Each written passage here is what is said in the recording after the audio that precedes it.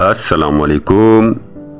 دور جدید کے پریشان لوگوں، ایک زمانہ ایسا بھی تھا جس نے دنیا کے آخری خوش نصیب لوگ پیدا کیے، جن کا بچپن ہی ان کی جنت تھا، جو تختی پر لکھا کرتے تھے اور پھر زبان سے چاٹ کر ہی اس تختی کو مٹایا کرتے تھے، جس سے ان کو بھرپور توانائی ملتی تھی، جن کی زندگی میں پاس یا فیل کے علاوہ کوئی اور آپشن نہیں ہوتا تھا۔ ہر سال کتابوں اور کاپیوں پر کور چڑھانے کی تقریب بہت زور و شور سے مناتے تھے۔ والدین کو ان کی سنگت اور صلاحیت پر کبھی شبہ نہیں ہوتا تھا۔ اسکول میں سزا کے طور پر مرغا بننے کے بعد فخر کیا کرتے تھے اور استاد سے کوئی شکایت بھی نہیں ہوتی تھی، اور اپنے ہی باپ سے محبت کا اظہار کبھی نہیں کر پاتے تھے، کیونکہ اس دور میں عملاً محبت ہوا کرتی تھی۔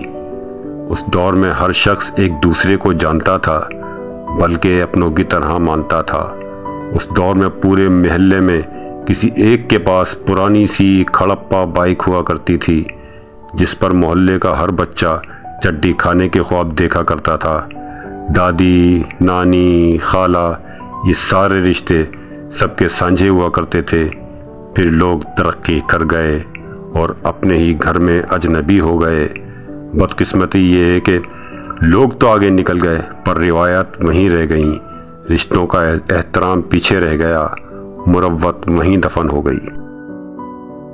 مسکراہٹ، تبسم، ہنسی، قہقہے، سب کے سب کھو گئے، ہم بڑے ہو گئے۔